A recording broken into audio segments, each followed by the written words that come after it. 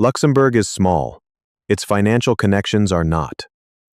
Regflix presents the 2025 National Risk Assessment of Money Laundering, a map of where financial crime threats meet Luxembourg's vulnerabilities. This is Luxembourg's latest National Risk Assessment of Money Laundering. Directed by the Ministry of Justice and approved for publication on 28 April 2025, it establishes Luxembourg's common understanding of money laundering risk. The NRA creates a common risk picture for everyone involved: policymakers, law enforcement, supervisors, obliged entities, and professionals. Its purpose is to ensure that prevention, detection, and mitigation remain proportionate to the risks identified. The methodology separates threat, vulnerability, and consequence. First, Luxembourg assesses the risk before controls, inherent risk. Then it evaluates the impact of mitigating measures. What remains after those measures is the residual risk. A high inherent risk rating is not a finding of misconduct. It describes exposure before mitigating measures are considered. The NRA then assesses those measures to determine the risk that actually remains.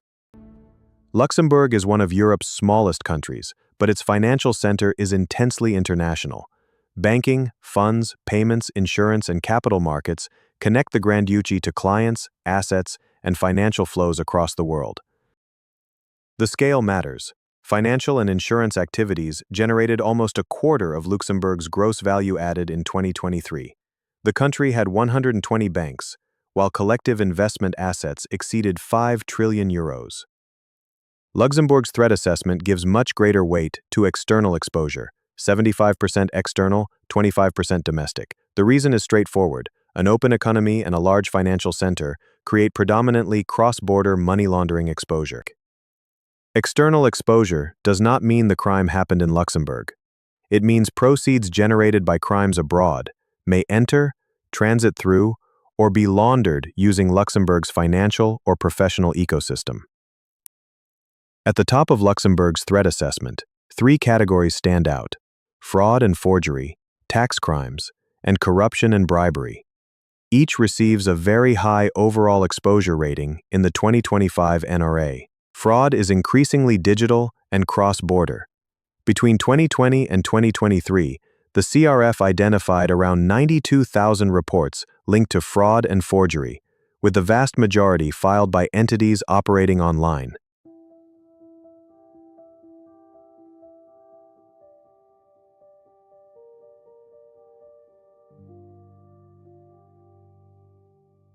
Technology changes the speed, not the objective.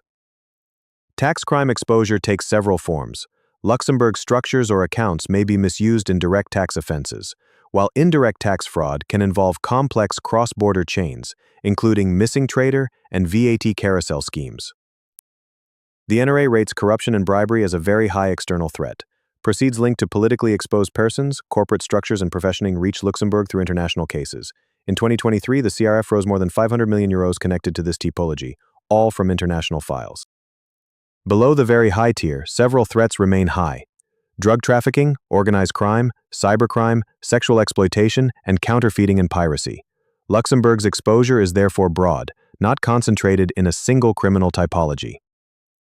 Domestic money laundering exposure is lower, reflecting Luxembourg's comparatively low level of criminality. But 3 threats still rank high domestically: fraud and forgery, robbery and theft, and drug trafficking. Now, the NRA changes perspective. Threats tell us where criminal proceeds come from. Vulnerabilities ask where the financial and professional system may be exposed, sector by sector, before mitigating measures are considered. Threat is the crime, vulnerability is the exposure. Banking is not assessed as one uniform risk. Private banking is very high inherent risk.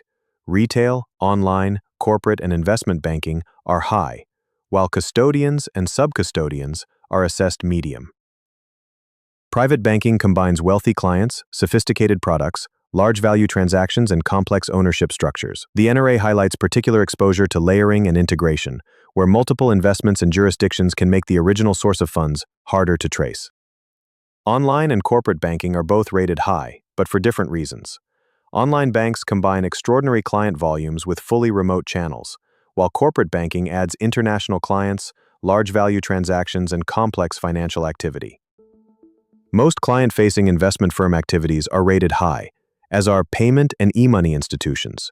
The drivers differ: international business and client risk for investments, and enormous transaction volumes, speed, and remote channels for payments. Virtual asset service providers are rated high inherent risk.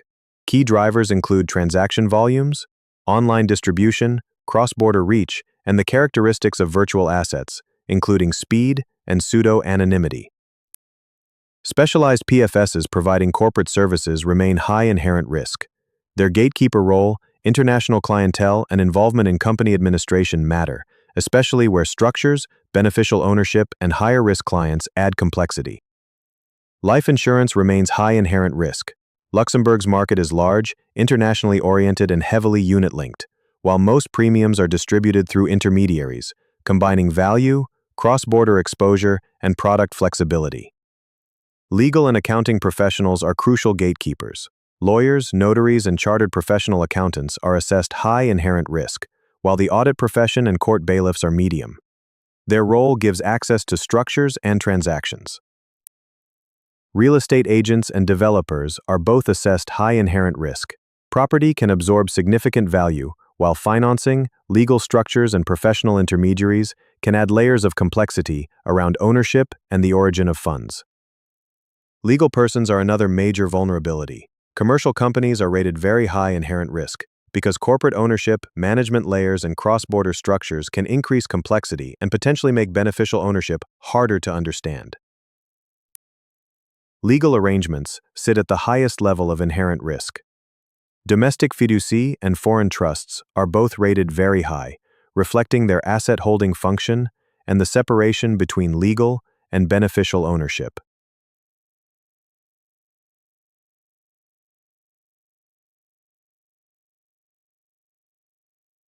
Here is an important Luxembourg nuance. Collect investments manage more than 5 trillion euros, with 𝐶𝐿. That medium rating illustrates an important principle. Sector size is only one dimension. The NRA also examines ownership, products, geography, clients, transactions, and distribution channels before reaching the overall inherent risk assessment. Some vulnerabilities cut across sectors. Trust and corporate services can be performed by several regulated professions, while cash creates separate risks through payments, stores of value, cash-intensive businesses, and cross-border transport.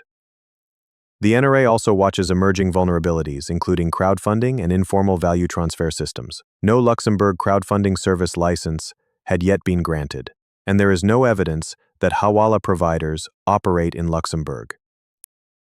Luxembourg then asks what reduces that inherent exposure: coordination, prevention, supervision, detection, investigation, and prosecution.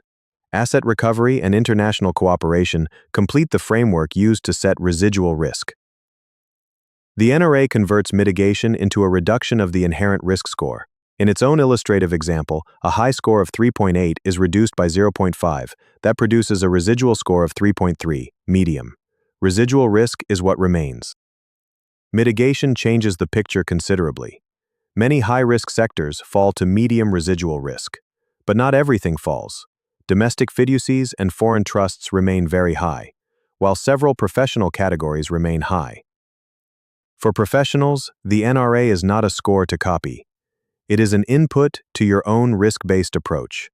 Understand the threats, identify your specific exposures, and make controls and resources proportionate to them. Luxembourg's central challenge is international exposure. Foreign criminal proceeds meeting a sophisticated financial and legal ecosystem. The NRA tells us where to look harder, why it matters, and how risk-based controls must respond. Restrictive measures are an evolving threat too. The NRA highlights potential circumvention through last-minute ownership changes, transfers below market value, and structures designed to preserve control despite a sanctions designation. Restrictive measures are an evolving threat too. The NRA highlights potential circumvention through last-minute ownership changes, transfers below market value, and structures designed to preserve control despite a sanctions designation. Detection starts with information. Luxembourg's CRF receives and analyzes suspicious reports, combining operational and strategic analysis, then shares relevant intelligence with judicial authorities, AML supervisors, and foreign financial intelligence units. Detection must lead to assets.